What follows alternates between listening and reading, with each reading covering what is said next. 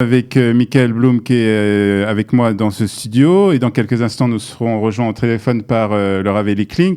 Avant de passer au Rav Eli Kling, Michael, un petit mot sur la campagne qui a été, les campagnes plus exactement qui ont été menées. On commence avec la campagne de Benjamin Netanyahu qui a été une campagne différente des campagnes précédentes. Oui, alors Benjamin Netanyahu, on l'a dit, on le sait, c'est un magicien.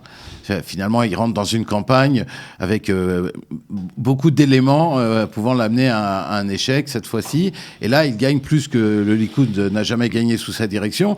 Je pense que le changement de campagne, c'est d'aller vers le peuple, tout simplement. Il est sorti, vraiment. Il est vraiment sorti. Il était de porte-à-porte. Voilà, il a fait du porte-à-porte. On l'a vu dans un clip qui tournait sur les réseaux sociaux. Mais en septembre, on le voyait uniquement sur les réseaux sociaux. Il allait chaque jour dans une autre ville. Il lui est arrivé de parler dans 5 villes différentes dans la même journée.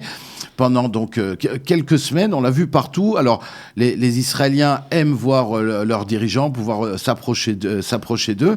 Et quand Netanyahou vient et répète, non pas comme il l'avait fait, on est sur le point de perdre, venez, mais en disant on va gagner, ça a donné un sentiment un sentiment de confiance qu'il a donné tout simplement à son public. Rappelons, on l'a dit tout à l'heure, il est allé à Sderot, il est allé dans le sud, il est allé en Judée-Samarie. Il a vraiment fait le tour du pays et en promettant à chacun ce qu'il voulait promettre. Rappelons aussi qu'il s'est tourné vers les francophones. Voilà, il a rencontré les Français, il a rencontré les Éthiopiens, il a rencontré les Olim de l'ex-URSS, les pauvres, les riches. Il est allé partout et à mon avis, c'est la raison principale de sa victoire parce que c'est une campagne très très réussie. Une campagne réussie, une campagne, on va dire, un peu plus positive que les campagnes précédentes, par rapport aussi à la campagne de Kahol Lavan qui était uniquement ciblée sur Benjamin Netanyahu. Exactement. On a l'impression en septembre que c'était uniquement, et en avril aussi d'ailleurs, pour ou contre Netanyahou. Et là, Netanyahou n'a quasiment pas parlé de bleu-blanc, sauf avec mépris en fin de meeting, en disant, bon, enfin, sérieusement, vous voulez Gantz comme Premier ministre. Mais il a fait vraiment la liste de ses réussites, de ses succès sur le plan international, sur le plan économique. Après, on peut en discuter. Mais il y a des faits, et l'État d'Israël se porte bien, et donc il prend à son crédit toutes les réussites de l'État d'Israël ces 10 dernières années, durant lesquelles il était en effet le Premier ministre. Et en face, bleu-blanc, on a l'impression que bleu-blanc bégayait justement. Ouais. Plusieurs voix, qu'il y avait, on sait qu'il y a 3 partis, qu'on avait l'impression qu'ils ne s'entendaient pas tous sur les mêmes messages, et aussi une campagne où ils ont continué à dire Bibi est corrompu, le procès, etc. Et ça ne marchait pas cette fois-ci. Et un dernier mot sur la campagne de bleu-blanc. Bleu-blanc a essayé de jouer sur le fait qu'il fallait une campagne pour un État laïque, enfin plus laïque, moins religieux, etc. Et aujourd'hui, en Israël, en 2020, ça ne marche pas. Alors, on va justement continuer à parler un peu de cette campagne, de ce qui s'est passé ces derniers mois en Israël, et on va essayer d'avoir une réflexion, on va dire, un peu plus philosophique, un peu plus rabbinique. Et nous accueillons donc ce matin le Rav Eli Kling. Bonjour, Rav Eli Kling. Merci d'être avec nous. Alors, on est au terme, on ne connaît pas encore vraiment les résultats. On est après cette campagne, je dirais même 3 campagnes électorales qui ont été très difficiles. Alors, à chaque fois, on parle d'une campagne qui a été très violente, plus violente que la précédente, mais je ne sais pas si c'est vraiment vrai. Mais comment on fait après avoir vécu ces campagnes, après avoir entendu des choses qui ont été dites dans ces campagnes, des accusations très difficiles, des accusations personnelles des fois très dures entre les dirigeants, comment on fait pour continuer à vivre ensemble et pour avoir une société qui continue à vivre ensemble, Rav Eli Kling? Écoutez, je vais peut-être vous étonner, mais moi, ce matin, je suis très inquiet. J'ai beaucoup de raisons d'être soulagé, comme tous ceux qui, comme moi, ils sont largement majoritaires dans le pays, dans la population juive, souhaitaient la poursuite de Benjamin Netanyahu à la tête de l'État. J'espère que ça se fera. C'est pas sûr à 100%. Mais malgré tout, j'ai une raison d'être inquiet qui est peut-être plus grave et qui jette beaucoup d'ombre sur le soupir de soulagement qui lui également est un sens, mais voilà, mon inquiétude c'est parce que vous comprenez, s'il y a une majorité du peuple qui vote pour quelqu'un qui est accusé de corruption par la justice. Et comme je ne pense pas que cette majorité du peuple soit des gens qui eux-mêmes sont soupçonnés d'être des fanatiques qui n'ont rien à faire de la justice et qui se moquent de la corruption. Et ça veut dire que tout le système juridique et judiciaire d'Israël souffre en fait d'un manque énorme de confiance. Et c'est un sujet d'inquiétude extrême. Une population, une société qui n'a plus confiance dans sa justice pour des problèmes aussi importants que celui que nous sommes en train de traiter, ça pose des graves questions. Et c'est mon sujet d'inquiétude premier. Dans un pays démocratique normal, on ne vote pas en masse pour quelqu'un où on est persuadé qu'il est réellement corrompu. Ce qui s'est passé aujourd'hui et hier, ça veut donc dire que la majorité du peuple ne croit pas qu'il est réellement corrompu. Et si on ne croit pas qu'il est vraiment corrompu, ça veut dire quoi? Ça veut dire qu'il y a eu ici une recherche intentionnée, politisée de la part de la classe. On a l'habitude de les appeler ici les élites. Mais il y a une différence entre l'élite, disons, de la presse et puis l'élite dans le système judiciaire. Il y a encore quelques années seulement, je pense que Michael Blum ne me contredira pas, quand on faisait des sondages pour savoir en qui la société israélienne avait le plus confiance, bien la justice venait toujours en tête, bien avant tout le reste. Il y avait peut-être encore juste l'armée qui pouvait rivaliser avec ce capital de confiance. Et aujourd'hui, c'est une gifle énorme que la justice a prise. On ne peut quand même pas dire que la majorité des gens se moquent de tout ça. Si vraiment on était convaincu qu'il était corrompu, on n'aurait pas voté pour lui. Et ça veut donc dire qu'il y a quelque chose à faire maintenant. Alors, qu'est-ce qu'il y a à faire justement? Comment on résout ce problème de confiance dans la justice israélienne, comme vous nous l'expliquez, Rav Lickling? Non, parce que vous comprenez que sans confiance en la justice, on va vers une société très anarchique, quoi. Il y a quelque chose de profondément malade dans la société israélienne à cause de cela. Et encore une fois, c'est un phénomène qui est un phénomène récent. Maintenant, tout dépend de l'analyse. Comment est-ce qu'on en est arrivé là? Évidemment, ceux qui soutiennent le système en place vous expliqueront que c'est parce que les gens de droite ont tellement attaqué la justice en les accusant à tort d'être partiaux que voilà, c'est ce qui arrive finalement et c'est pour ça que la confiance est tombée. Mais je pense que ça, c'est prendre les Israéliens pour beaucoup plus manipulables qu'ils ne le sont. La vérité, le problème, c'est le problème de la justice elle-même. Et tant que elle n'a pas pris conscience que c'est elle qui est responsable d'abord et avant tout de ce manque de confiance en elle, ça va être très compliqué de réformer tout ça. Vous comprenez ce que j'essaie de dire? Quand on les entend parler, on a l'impression que non, ils font leur travail et que tout va bien, etc. Mais tout va pas bien, il y a quelque chose de pourri dans ce royaume de la justice israélienne aujourd'hui, il faut absolument le réformer. Et ça, c'est mon deuxième sujet d'inquiétude. Si vous voulez réformer ça et que la justice elle-même n'est pas capable de se prendre en main pour s'auto-réformer, ça veut dire que vous devez l'imposer par le système politique gouvernemental. Or, les résultats des élections, même si c'est un grand soulagement pour la droite, même s'ils arrivent à 61, ce qui est pas sûr, mais même s'ils arrivent à 61, c'est très compliqué de faire des réformes en profondeur, pas seulement dans ce domaine-là, mais c'est ce domaine-là qui me tracasse le plus aujourd'hui, mais faire des réformes en profondeur dans tous les domaines avec une majorité si faible de 61. Et là, j'en arrive à votre question plus précise. Après 3 campagne électorale qui n'était pas tendre, comme c'est le cas. Je pense pas que c'était plus grave que d'habitude. Je pense que les gens ont la mémoire courte et que ça a toujours été très compliqué en Israël. C'est-à-dire, en fait, comme les Israéliens ont l'habitude de dire ce qu'ils pensent. Alors en plus, quand on est à 2 doigts d'une échéance qui est toujours très importante, alors évidemment on se lâche davantage. Mais je pense pas que c'était plus grave qu'avant. Le problème, ce qui s'est passé, c'est que c'était 3 consécutives. Alors quand vous faites une comme ça tous les 4 ans, tous les 3 ans et demi, ça va. On a le temps ensuite de se remettre. Mais là, ça fait 1 an qu'on ne parle que de ça. Ça fait 1 an que les clivages à l'intérieur de la société israélienne sont de plus en plus profonds. Pas parce qu'ils sont plus profonds qu'avant, mais parce qu'on a insisté sur eux pour avoir plus de voix. Et là, ça va demander un effort énorme pour réconcilier tout ce monde. Et il a dit hier. Est-ce que il faut pas faire un effort justement, parce que est-ce que on n'est pas à un moment où on doit essayer de réconcilier tout ce peuple? Ben oui, exactement. Et je sais pas si ça peut seulement passer par des voies politiques.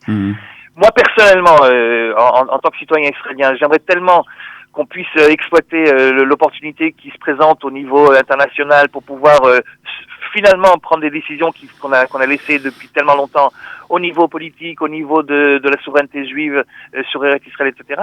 Mais je me rends bien compte également que si on n'arrive pas, et au niveau également des relations entre la religion et l'État, mais d'un autre côté, je me rends bien compte que après cette énorme, cette année entière de clivage et de division, si on fait pas des deux côtés un effort pour essayer malgré tout de trouver une plateforme commune à tout le monde, même si on doit mettre certaines réformes de côté en attendant, on va avoir beaucoup de mal à cicatriser tout ça. Vous comprenez, ça fait quand même 1 an qu'on se tape dessus. Ouais. Voilà, donc moi, c'est les 2 sujets d'inquiétude. J'aurais préféré parler aujourd'hui des raisons pour lesquelles je suis optimiste, mais là, je suppose qu'il y en aura d'autres qui le feront aussi bien et mieux que moi. C'est vrai qu'on est très soulagés. On s'attendait à bien pire que tout cela, et que de ce côté-là, c'est tant mieux.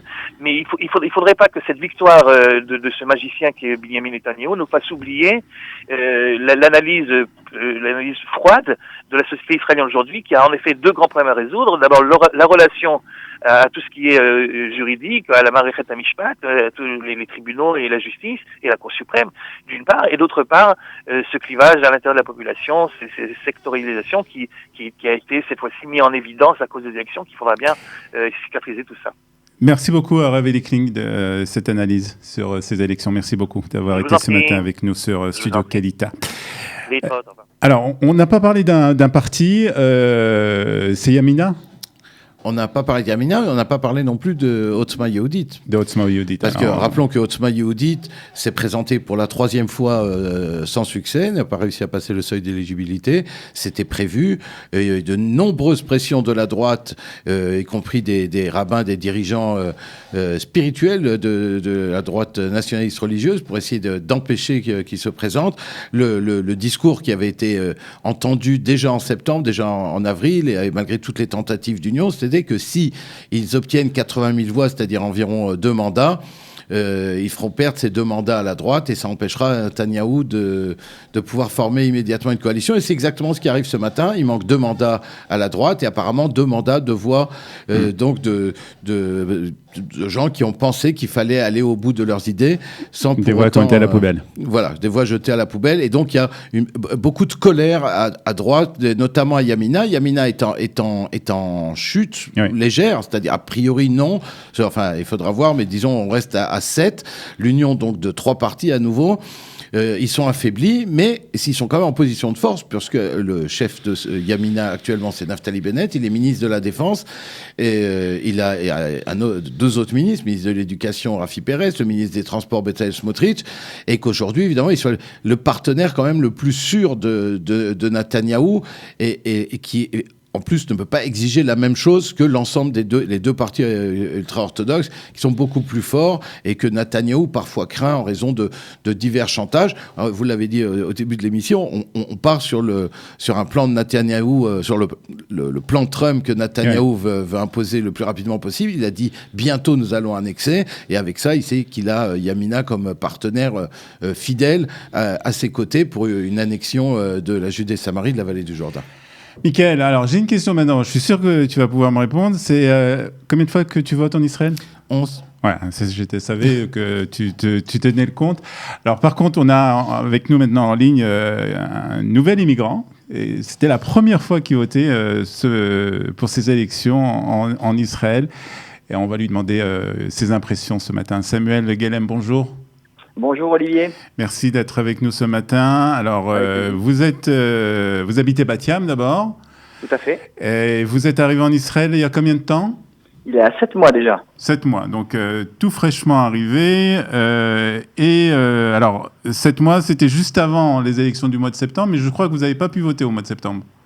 Exact. Je crois que le bureau des inscriptions était fermé. Je n'avais que 3 mois environ.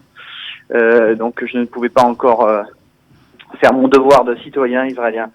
D'accord. Et là, comment on ressent la première fois qu'on met un bulletin dans l'urne et avec toutes les lettres en hébreu, 29 partis qui se présentent. Je suppose que vous saviez pour qui vous allez voter, mais c'est l'impression de pouvoir voter, d'être citoyen israélien, finalement le moment le plus fort.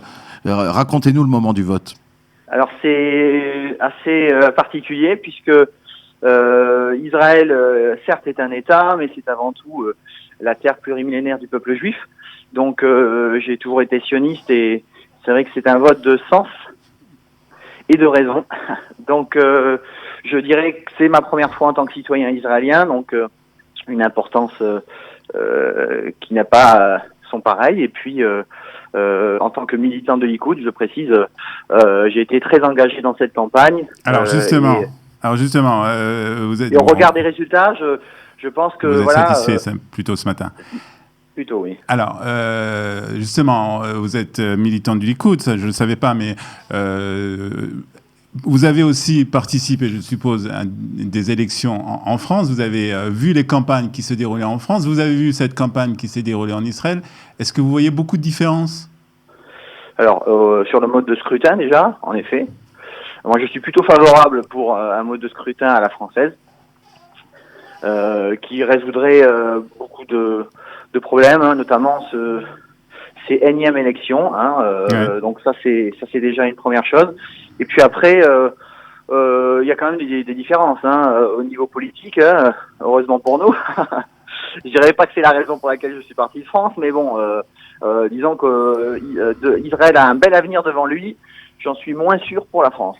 Mais par rapport à la campagne, quand même, par rapport à ce qui est la façon dont la campagne s'est tenue, la manière dont les politiciens parlent entre eux, les attaques personnelles, est-ce que vous avez trouvé ça violent, plus violent que des campagnes en France ? Oui, alors c'est clair que le niveau des débats était soit inexistant, soit vraiment médiocre. Alors c'était surtout entre électeurs, je dois dire, sur les réseaux sociaux. Tous les coups étaient permis. La présomption d'innocence, bien sûr, on ne la connaît pas. Donc voilà, il faut ne pas oublier que dans cette campagne s'est mêlé aussi des histoires de justice, dont on ne connaît pas encore l'issue. Et voilà, et nos détracteurs se sont servis justement en oubliant la présomption d'innocence de notre Premier ministre. Voilà, je pense que les votes ont parlé et que les Israéliens ne sont pas des marionnettes prêtes à être manipulées par n'importe qui. Alors, ça fait 7 mois que vous êtes en Israël, vous nous l'avez dit, vous êtes militant du Likoud. Est-ce que militer dans un parti politique, ça permet une meilleure intégration dans la société israélienne ? Meilleure intégration, parce plus qu'on facile est dans, peut-être, plus rapide. Oui. Disons que c'était naturel pour moi, je me suis pas posé de questions. D'accord. Après, ça permet de rencontrer effectivement. Vous étiez militant aussi en France, dans des partis ? Alors non, D'accord. Mais j'étais militant pour Israël depuis toujours, donc à travers différentes actions, notamment sur les réseaux sociaux. Donc c'est la première fois effectivement que je me suis engagé en politique. Il a fallu attendre d'arriver en Israël pour cela. Voilà. Et puis, comme je vous disais, c'était un vote de cœur, un vote de raison. Je pense que le fait d'être militant pour Israël, c'est la continuité aussi du sionisme, tout simplement. Très bien. Samuel Guélem, merci beaucoup.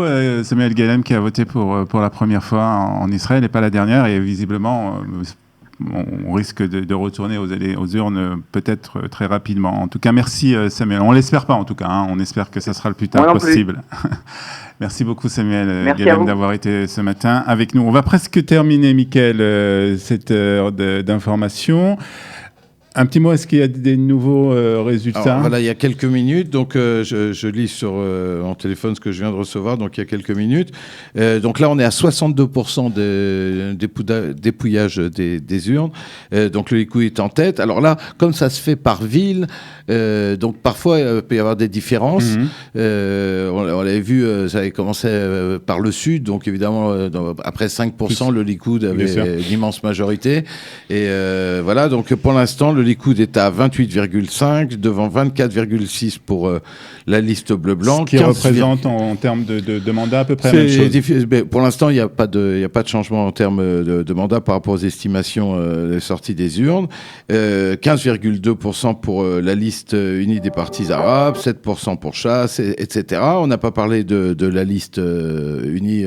Un petit mot peut-être. Voilà, parce que c'est quand même une victoire historique pour les partis arabes qui vont peut-être avoir avoir 15, le record étant 13. Déjà en 2013, il avait obtenu 13 sièges à la Knesset, 3e formation politique du pays.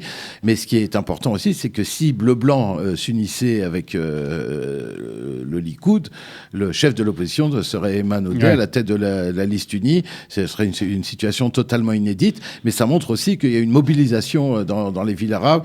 Et donc finalement, c'est peut-être un revers de la médaille de Netanyahou qui montre finalement qu'il est prêt à aller vers l'annexion et vers des réformes très à droite qu'il a dû retenir pendant longtemps et qui donc mobilise une partie de l'électorat arabe. Voilà, encore quelques heures et quelques journées, je suppose, de suspense concernant donc ces élections pour la 23e Knesset. On va suivre tout ça, bien entendu, sur Studio Kalita et plus particulièrement dans ton émission, Mickaël, les coulisses de la Knesset. Pour le moment, les coulisses de la Knesset qui sont que des coulisses pour le moment, puisque la Knesset, quand d'ailleurs la première réunion, la première séance de la Knesset, le 10 mars, je crois. Première séance de la Knesset, on a un peu de temps encore. D'accord. Faut vérifier là. D'accord.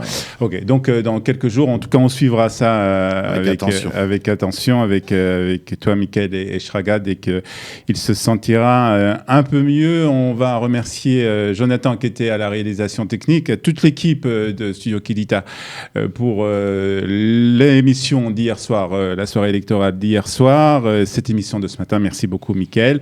On se retrouve bien entendu très bientôt sur Studio Kalita. Un autre grand rendez-vous, c'est dimanche prochain, le 8 mars, pour la grande journée Tzedaka organisée par Kalita en faveur de la création d'un fonds d'urgence pour des familles en difficulté, 1000 familles francophones en difficulté, une grande journée de mobilisation. Donc le 8 mars, on vous en parle depuis le début de la semaine sur Studio Kalita. On va continuer ce matin avec d'autres témoignages, d'autres émissions sur ce sujet. Ce sera le thème de cette matinée. Et dimanche, nous nous retrouverons pour un autre direct, un grand live, à partir de 19h sur Studio Kalita pour cette journée de mobilisation. Merci à tous et à toutes. À très bientôt. Bye bye.